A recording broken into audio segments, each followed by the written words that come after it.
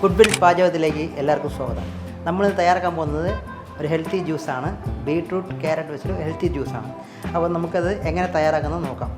ഇതിൽ ആദ്യമായിട്ട് നമുക്ക് ക്യാരറ്റ് എടുക്കാം. ക്യാരറ്റ്, രണ്ടാമത് ഇഞ്ചി, മൂന്നാമത് ബീട്രൂട്ട് ക്യൂബ് കട്ട് ചെയ്തതാണ്,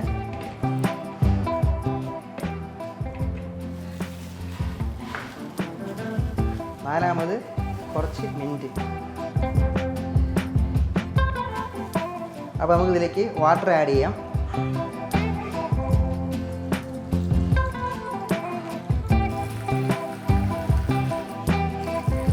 അപ്പോൾ നമുക്കിതിന് നന്നായിട്ട് മിക്സ് ചെയ്തെടുക്കാം.